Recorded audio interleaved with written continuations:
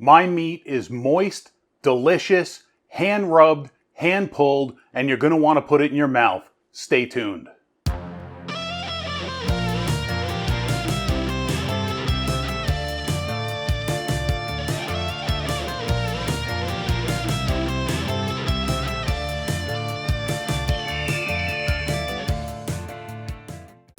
So pulled pork. Everybody thinks you need a smoker to make it, you need a fancy barbecue grill or one of those pellet grills, pellet smokers. You don't need any of that. What you need is an oven and a good amount of time for it to come out right, let's be honest. But anybody with an oven that you can set at a low temperature can do this. Let's get it done. So we're gonna start off by making our meat rub.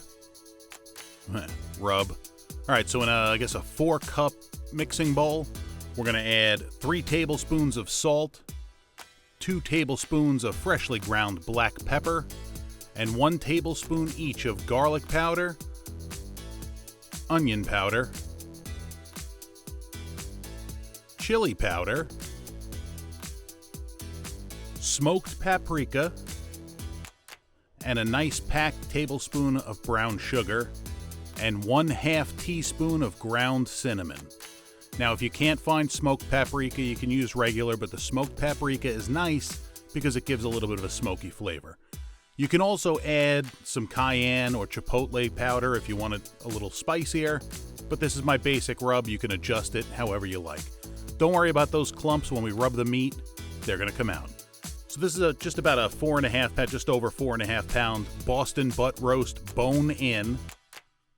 Nice and fatty. It's going to be juicy and delicious. Looks so good right now. Now we're going to rub it down. I'm not really this fast. I'm just speeding it up. You know what I mean. You know what's going on. I don't want to bore you, but I want to show the whole process. Remember to put something under your cookie sheet so it doesn't dance all over the place. But you want to cover every bit of it. You want the whole thing covered. Rub it in. Don't be shy about getting it in there. And make sure you slap it when you're done. Show it who's boss. Now we're going to transfer it into a zip-top bag because this needs to refrigerate overnight. I said this takes a long time, folks. So we do this the night before. Probably should have said that earlier, but you know now. Get all the air out. Get it into a bowl so it doesn't drip anything in your fridge. Overnight. Trust me. Hey, now we fast forward to tomorrow morning. It's been sitting. You can tell that the spices are really starting to soak in. Once we take it out of the bag, you'll really see it. This is a wire rack over a half aluminum sheet pan because I'm lazy and it's disposable and recyclable. Gonna put about 3 cups of water in just so there's about 1 inch of water on the bottom. This way it keeps the meat a little moister on the outside, doesn't completely dry it out. There we go. Now it's going to go into our oven at about 250 degrees. You don't want to go any higher than 250 or any lower than 220. Stick a probe thermometer in and make sure it doesn't touch the bone. We're going to set our probe thermometer to 190 degrees. Yes, 190. It's got to get there. So into the center of the oven it goes. And we'll see you in a few hours. Okay, now that it's in the oven, it's gonna take a while. That temperature, that meat needs to get to 190 degrees. I know, it sounds like it's gonna be overcooked, blah, blah, blah, blah. Trust me, needs to get to 190 degrees because food chemistry. Collagen needs to break down, slow and low. It's gonna take a while, so get a good book, binge a Netflix series. You know what? Watch all of my videos and smash the like button on all of them. That's a good idea. I think you should do that.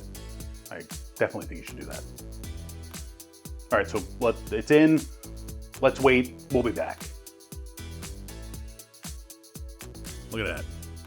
Looks so good right now. All right, so mine just took 10.5 hours. That's the good news. It's done. It hit 190. The bad news is we now have to wait for the temperature to come down between 150 and 140. This way we can handle it. So again, your patience will be rewarded. Trust me. So now once it's out of the oven, we're going to transfer it onto a plate. And we're going to cover it with aluminum foil. With aluminum foil. And let it cool down on its own. Don't put it in the refrigerator. You want it to come down naturally. Perfection takes time.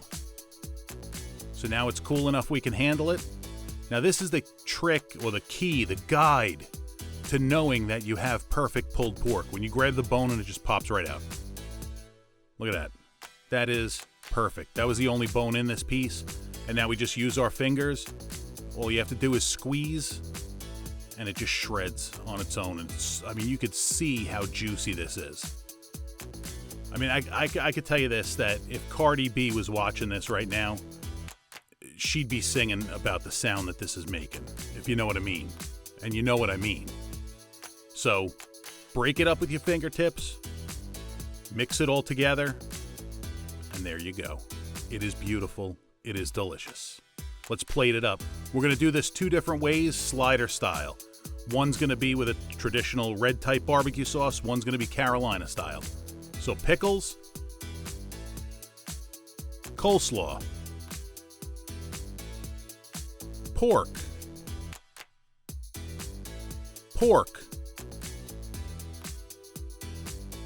regular barbecue sauce, Carolina style barbecue sauce, which is mustard and vinegar. It's really good. Look at that. That is freaking delicious. All right, so the true bad news about making this is it takes so long. You've been tortured by these smells all damn day. Now you're ready to taste it, and I can't wait any longer. Let's go with the barbecue sauce with pickles. Look at that. Would you look at that? Look at that. That's good. Holy cow. That is so moist. It's moist. There's a special place in my heart for Carolina style. And this, everything about this, everything is right. There's nothing wrong with it. Ooh.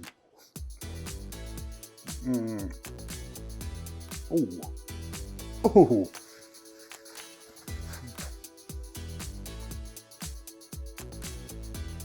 Hold that thought, I'll be right back. So there it is, folks. Anybody with an oven can make perfect, delicious, juicy, amazing pulled pork. Try this out for yourselves. Again, make sure you plot out your whole day because it's gonna take the whole day. Start early, this way it's ready by dinner, and it is so worth it.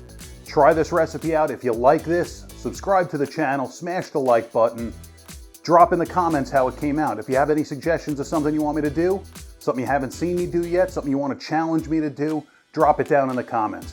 If you want to tell me I suck, drop it down in the comments. I love that. Yeah, that's it. Thanks for watching. We'll catch you next time.